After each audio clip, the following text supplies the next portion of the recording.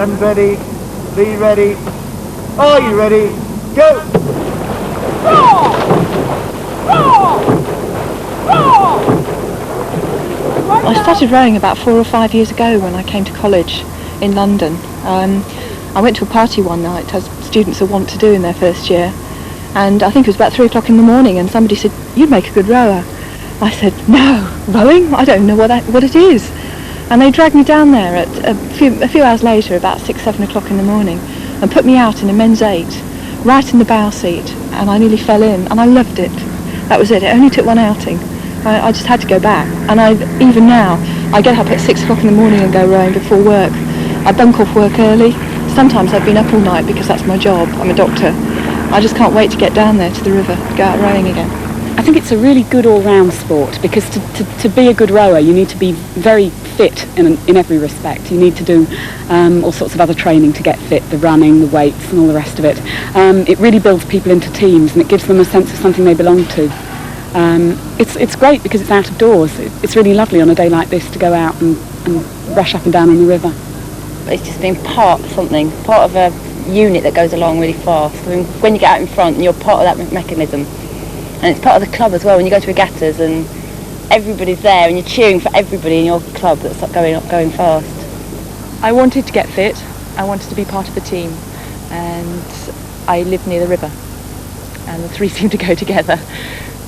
Well, the most amazing thing is there's bubbles around the boat. The boat's just running through the water and there's just bubbles everywhere, and the sound is really good. You just get one sound at the catch when you pick up the water, and then just sort of float through, and then one sound at the end as well, and in between you get all the bubbles of where the water's running, and it's just so amazing. It's really hard to describe. It feels like the boat is singing along the water. The boat is lifted up and is sort of planing through the water. It's not an effort. You're tapping it along, and you get the sort of the sound of the blades, the beginning and the finish, and the bubbles, as you've heard. But it just feels a smooth movement, and you feel like in harmony. The fact that all of you, perhaps 8 of you, have got doing the same thing at the same time, that's quite an achievement, really. It's the feeling of power that you can propel the blade through the water. You can hang all your weight on the end of the blade and really pull. Women are brought up to expect that they're not strong, that they can't lift weights, that they can't do things that men do, but they can, and they're just as good. It's a very exhilarating sport. I just like being on the water. I like any sort of water sports, but just the feeling of power and speed, and when it goes perfectly, or as near perfectly as you're going to get, it's just an amazing sensation. It's a bit like sort of skiing very fast. Your body's totally in control and the boat's level, the water's sort of bubbling away, and it's just an amazing feeling. I just like water. I like the way it moves. I like the way the sun shines on it. I like the way you can be on it and you get a mist hanging off it. I like the way you've got ducks and swans out there. I just love water. I like the way, the very first time I rode on the Thames, this is coming down from the Cam, which has a stream but it's quite a flat river. And the first time I rode on the Thames, it felt like you were sort of rowing on something that was alive, because it was moving underneath you, and that's really nice. So I like that. I'm very competitive. I really like winning more than anything else.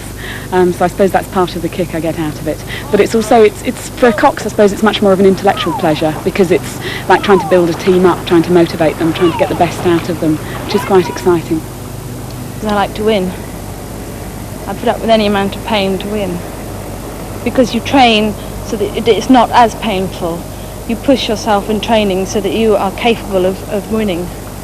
It's painful when it's cold and your hands freeze up and your hair freezes up and your ears feel like they're going to drop off. But you know you've got to do that long distance work in order to go out in the summer and race to win. I mean, you wouldn't train and you wouldn't row if you didn't want to win. Starts are really exciting because you go off and you're banging away and you're just pulling away, and if you get up on the start, that's great, and you're pushing through. And in the middle of the race as well, if you're side by side with somebody, you're really just bashing it through, and you're squeezing out everything you've got in you. You know, you're squeezing out the last bit of push in your muscles, and you sit there and your muscles are saying to you, I can't go on, and you're saying, you bloody well are. You know, you're really pushing hard. But at the end of it, say you've lost, yes, you do feel really cheesed off, you do feel really fed up. If you win, you feel really elated. We're very lucky because the area that we row in, the club that we row in, is very sort of broad-minded. It accepts anyone, and they don't worry whether you're male or female. It's just how hard you work and how much you're prepared to put into the sport. But there are a lot of places, a lot of rowing clubs that still actually ban women, which is diabolical, you know, it's just horrendous. I've learned a lot about myself and about how you can push yourself when you think you can't anymore, and also about self-discipline. And that, I think, is the most important thing, perhaps, that I've got out of it.